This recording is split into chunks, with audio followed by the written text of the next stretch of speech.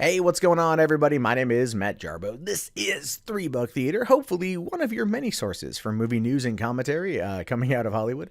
And this is a story that I saw yesterday, and I'm just getting around to recording it today. But I am intrigued and I want to know more, and I'm also really afraid of what might happen. So, The Wizard of Oz, right? One of the best and most beloved movies of all time is having a horror movie set in that universe over there at New Line. Now, New Line is hit or miss when it comes to horror movies. All right, like they tried rebooting Friday the 13th twice now, and they've failed both times. This last movie was completely canceled. They tried, Nightmare on Elm Street to reboot that. Didn't really have a lot of success, even though Jackie Earle Haley was good in the role. And they've tried their hands at other kind of films over the years, and they're not really known for their level of horror stuff, but this one should be interesting. So it says here that New Line is in early development on a horror film set in the iconic world of L. Frank Baum's novel, The Wonderful Wizard of Oz. The studio division of Warner Brothers has bought an untitled pitch by screenwriter Mike Van Waes, and the project isn't set up with a producer yet. And then, of course, it talks about the plot line of the movie. I think at this point we pretty much all know the plot line of the movie. If you don't, it's your classic fish out of water story. Young girl swept away to a magical land with yellow brick roads and red slippers. In the movie version, in the book version, the slippers don't fucking exist because that was an invention by MGM, and those can't be used in any other iteration of the project outside of an MGM one. Just so we're clear on the whole copyright history of it all. But it says that, Baum's story's been adapted numerous times, most recently in Disney's 2013 fantasy adventure, Oz the Great and Powerful. One that was, it was all right. Like, it was all right, but it wasn't the best thing ever.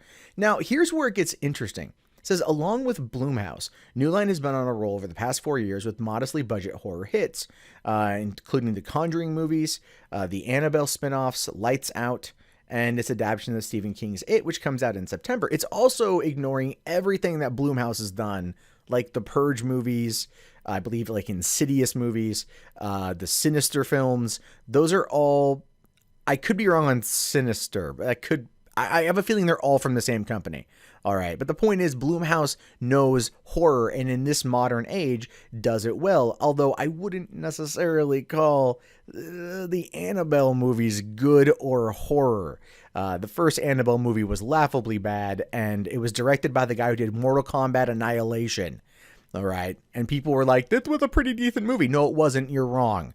But if they've bought a pitch from a screenwriter and they're teaming up with Blumhouse to turn the world of The Wizard of Oz, right, into a horror movie, it could have some interesting take on it. Kind of like American McGee's Alice, where he took the story of Lewis Carroll's Alice in Wonderland and he turned it into kind of like this dark, gothic, gritty thing. That could happen with this, and it could be pretty good. It does go on to say that Van Waes sold his Blacklist script Hammerspace to Warner Brothers last year, and that story focuses on a terminally ill teenager looking for answers about his missing father who finds a key that unlocks an opening to an alternate animated dimension. And then he also, so it looks like he's doing stuff with animation. He's also got a movie set up of an animation, Peeves with Fox Animation. Okay, so this guy is clearly trying to sell this as something that's going to be probably more, I want to argue CG heavy based on the other two things there, but it probably won't, because New Line isn't going to spend a lot of money on this. Right? They're not. They're going to look at what Blumhouse does. They're going to keep the budgets modest. They're going to keep the budget probably around 30 to 50 million.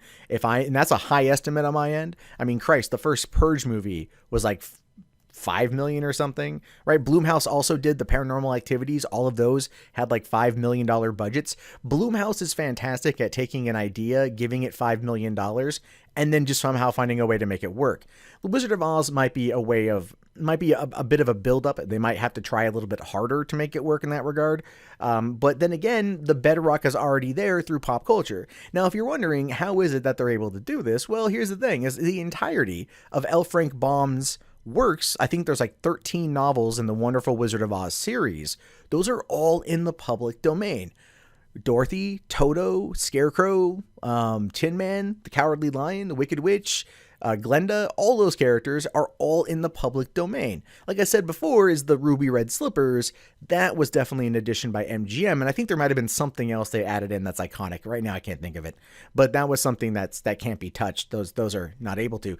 And also, if you go back and look at the 1987 Return to Oz, starring Fairuza Balk, that Disney made that movie because they knew that the books were going into the public domain, and they were unable to. They had to do it, or else they were going to lose the rights. They were going to lose them anyway.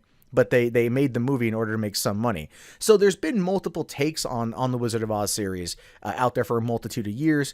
There was the Tin Man miniseries on Sci-Fi with Zooey Deschanel as Dorothy Gale as DG, they called her, right? DG.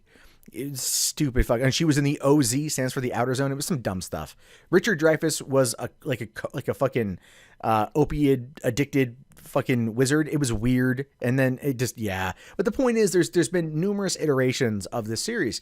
And so setting a horror movie in there, that could be interesting if they do it the right way. Now, this doesn't give a plot outline. It doesn't really say what the pitch is for, what the guy is selling, but you could basically kind of work out what's going to happen here. Probably Dorothy and Toto go to Oz, and they're going to, have to like run from the creatures. Maybe they get locked in like the Wicked Witch's castle or something, or castle's too fucking expensive unless they shoot over like in Bavaria or something. Maybe like in a mansion, or maybe in something like that where they're going to get like locked in. It's guaranteed it's going to be a small it's going to be like a small isolated movie. Right? Probably like the first Purge movie that took place all in one house. It's going to set the outer world of showing us Oz, showing us some key title characters, and then it's going to probably take us into a smaller, more micro horror film experience. I think the best thing I could probably use to describe that would be like the final act of World War Z, where the first two acts of the movie were a macro view of the world, of the zombie epidemic, and then the final act kind of brought it into a micro view. And so that kind of brought it home into this more like horror-esque thing. That's my take. Again, I could be wrong because I literally know nothing about this other than what this article is telling me. But knowing what I know about Hollywood, knowing how the kind of studio turns shit out, that's what I'm thinking is going to happen. But that being said, I'm definitely going to follow the production of this project as much as I possibly can, because I do want to know more. I do love the world of The Wonderful Wizard of Oz. The books are great. They're a lot of fun, and I'd love to see it kind of turned on its ear in this particular fashion, and hopefully it does well. I just hope that they don't fuck it up. But if they don't spend a lot of money on it, we're going to have to wait and see. Anyway, what are your thoughts on this? Go ahead and let me know in the comments below. My name is, of course, Matt Jarbo. This is $3 Theater. If you guys haven't already, please thumbs up the video, subscribe to the channel, check back often for more content from me. Have yourself a fantastic day, and peace out.